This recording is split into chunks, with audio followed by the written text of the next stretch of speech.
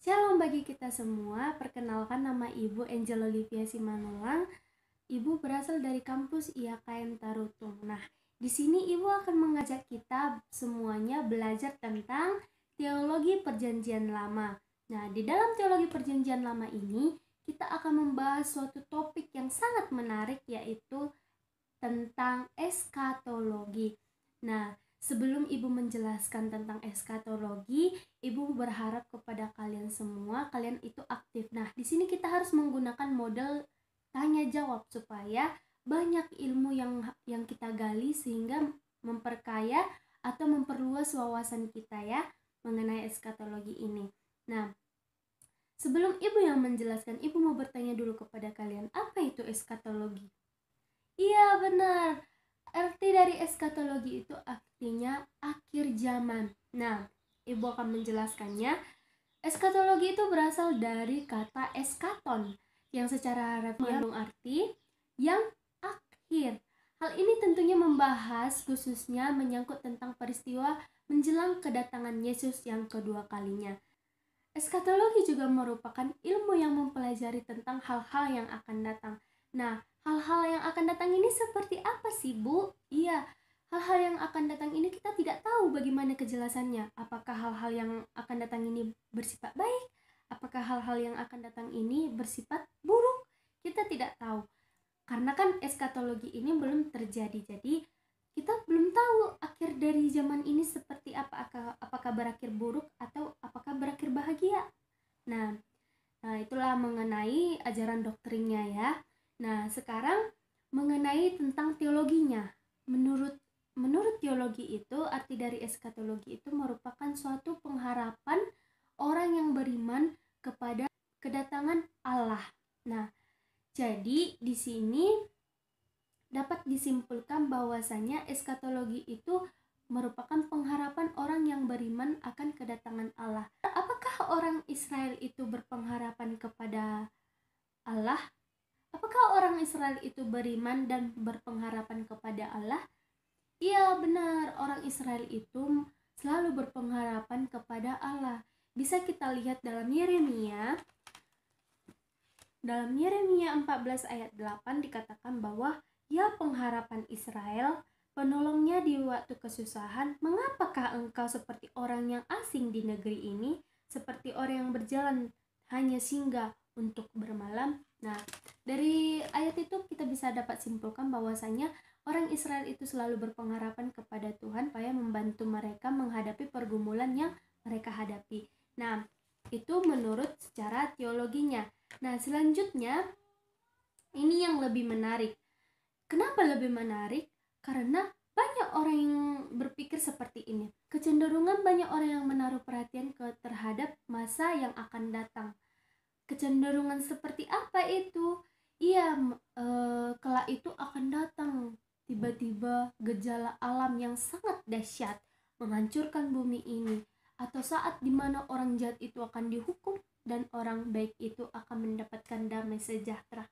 Nah, padahal dalam Alkitab mengatakan bahwasannya ada dua tahapan atau dua jenis akhir zaman, yaitu yakni yang dinubuatkan dalam Perjanjian Lama, yaitu tentang kedatangan seorang Mesias. Bu, Mesias itu siapa? Mesias itu dari keturunan si Daud, anak manusia yang turun dari surga. Kan yang kedua itu yaitu masa penggenapan akan makna kedatangan Kristus ke dunia ini. Masa penggenapan akan makna kedatangan Yesus ke dunia ini. Dengan kata lain, akhir zaman bisa juga dimulai dari kenaikan Yesus sampai kedatangan Yesus kedua kalinya. Maka akhir zaman ini dapat dilihat sebagai sebuah penyempurnaan dari orang yang dilakukan oleh Mesias yang datang. Nah, begitu ya. Nah, jadi kita tidak perlu takut, bimbang, stres memikirkan bagaimana akhirnya ini. Tidak perlu ya, kita cukup percaya, cukup beriman, berpengharapan kepada Tuhan bahwasanya semuanya akan indah pada waktunya. Mohon diingat ya, tadi yang Ibu jelaskan itu bahwasanya di dalam Alkitab memperlihatkan ada dua tahapan jenis akhir zaman itu. Yang pertama tadi apa? Iya benar, kedatangan Mesias. Dan yang kedua yaitu masa penggenapan akan masa kedatangan Kristus ke dunia. Itu diingat ya. Oke, pertanyaan yang pertama dari siswa kita yang namanya Asri. Ya, dia bertanya seperti ini. Bu, Yesus itu kan merupakan tokoh dalam perjanjian baru. Tetapi kenapa di dalam PL kita sudah tahu bahwasannya Yesus itu akan datang yang kedua kalinya? Ya, itu pertanyaan yang sangat bagus sekali ya. Nah, di dalam PL dikatakan arti dari eskatologi itu artinya kedatangan Yesus yang kedua kalinya. Akan tetapi kan Yesus belum ada di PL. Kenapa kita membahas kedatangan Yesus yang kedua kalinya? Kenapa kita sudah tahu itu, Bu? Itu pertanyaan yang sangat bagus ya. Nah, tapi di sini bakal menjelaskannya kenapa. Nah, dalam perjanjian lama dikatakan bahwa Allah itu adalah Allah yang berdaulat atas segala sesuatunya. Nah, Tuhan adalah Raja. Dia mampu mengatasi segala konsep dasar seluruh ajaran perjanjian lama. Nah, eskatologi dalam perjanjian lama memang tidak ada disebutkan secara jelas tentang eskatologi tersebut. Nah, akan tetapi pada hakikatnya tentang eskatologi itu memang sudah ada. Nah, yang dikenal dengan hari Tuhan. Nah, hari Tuhan ini seperti apa, Bu? Nah, hari Tuhan ini dapat diartikan dengan waktu yang sangat lama sekali atau musim tertentu di mana peristiwa yang luar biasa akan terjadi. Peristiwa yang luar biasa seperti apa, Bu? Akan terjadi seperti kemakmuran, kejayaan, dan bahkan suatu peristiwa yang mendatangkan bencana. Jadi dapat dikatakan bahwa hari Tuhan itu bisa merupakan suatu hukuman atau juga bisa dikatakan suatu rahmat atau kesenangan. Jadi sama yang seperti yang Ibu bilang tadi itu, bahwasanya ada juga pengertian dari eskatologi itu membahas tentang hal-hal yang akan datang. Hal-hal yang akan datang ini merupakan hari Tuhan. Nah, hari Tuhan ini seperti apa? Itulah yang tadi Ibu bilang, bahwasanya hari Tuhan itu bisa dikatakan berkat atau juga bisa dikatakan sebagai hukuman ya. Begitu jawabannya ya anakku.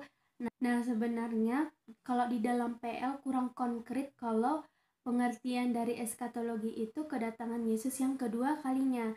Akan tetapi pengertian dari eskatologi itu merupakan hari Tuhan yang atau juga yang akhir. Jadi kita menantikan hari yang akan datang itu. Begitu ya. Oke. Oke, pertanyaan yang kedua, mengapa harus ada eskatologi, Bu? Kenapa? Apa yang melatar belakangi sehingga eskatologi itu ada, Bu? Gitu ya. Itu pertanyaan yang bagus sekali ya. Nah, ternyata dalam perjanjian lama ada nubuat. Nubuat itu terdiri dari 3 nubuat. Yang pertama yaitu nubuat tentang pembuangan Israel sebagai hukuman Allah terhadap dosa bangsa pilihan itu. Namun Allah berjanji akan memulihkan dan memulangkan bangsa tersebut setelah selesai periode pembuangan. Jadi di nubuat yang pertama ini berisikan tentang pembuangan Israel karena mendapat hukuman dari Allah gitu ya. Dan akan tetapi Allah tidak membiarkan mereka begitu saja, tetapi Allah juga tetap bertanggung jawab memulangkan mereka kepada bangsa tersebut dan setelah selesai dari periode pembuangan. Nah, yang kedua yaitu nubuat mesianik. Nubuat mesianik ini seperti apa sih, Bu? Ya, meliputi kedatangan seorang penebus Israel dan dunia.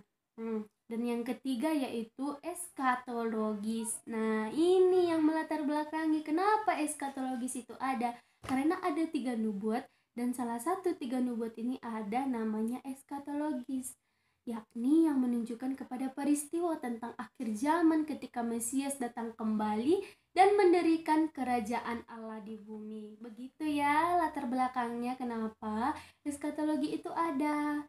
Nah, Ibu harap kamu dapat mengerti ya, Nak. Pertanyaan selanjutnya yaitu, apakah eskatologi itu merupakan hukuman kepada manusia? Pertanyaan yang bagus. Nah, tadi Ibu telah menjelaskan bahwasannya kita akan menantikan suatu hal.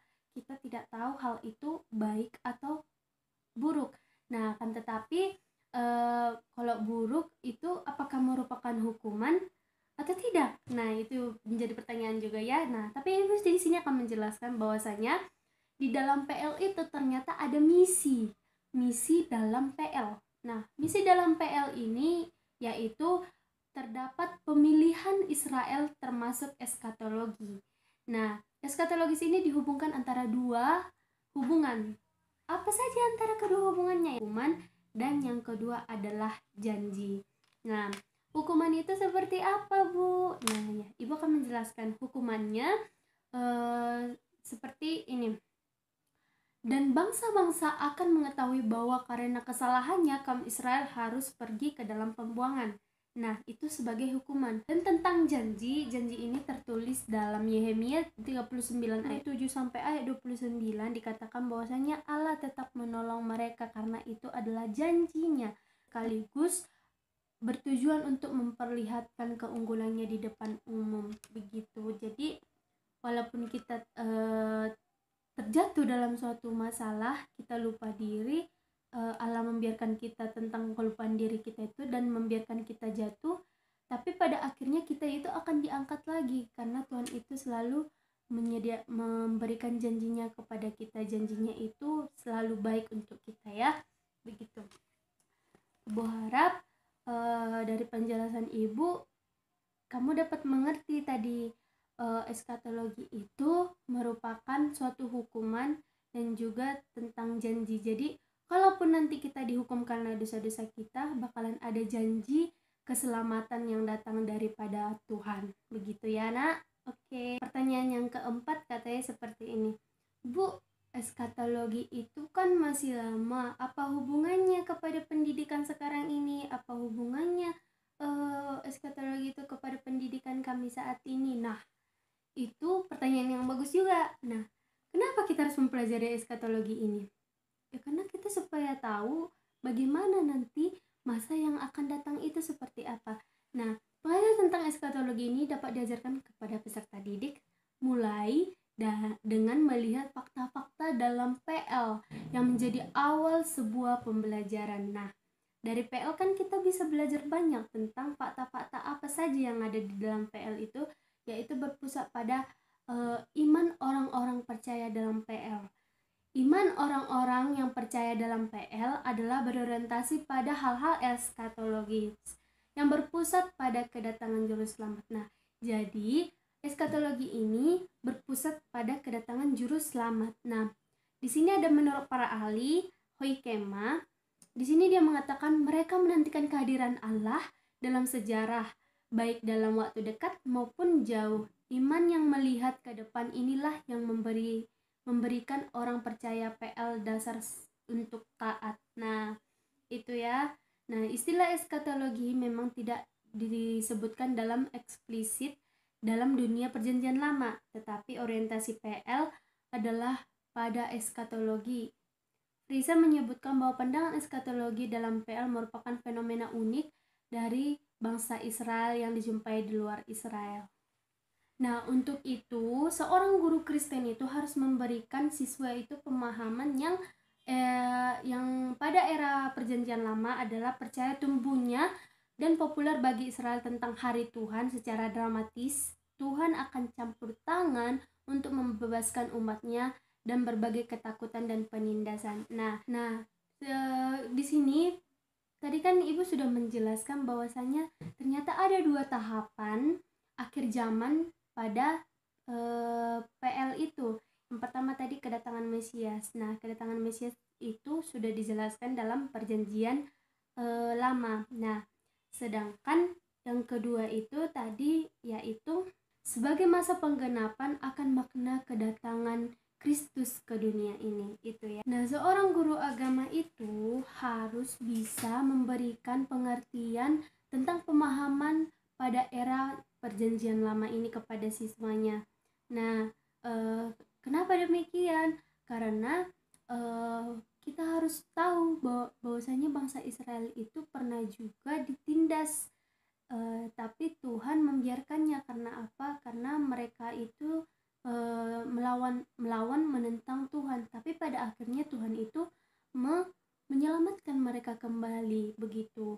Sebesar apapun dosa kita, sebesar apapun kesalahan yang kita perbuat, kita memang akan dibiarkan Tuhan karena terlalu egois, mungkin terlalu menikmati dunia ini.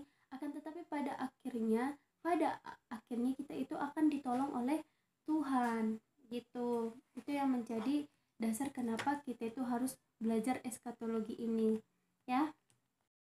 Pertanyaan yang kelima, apa saja yang dinantikan PL dalam eskatologi tersebut? Iya, pertanyaan ini bagus juga ya.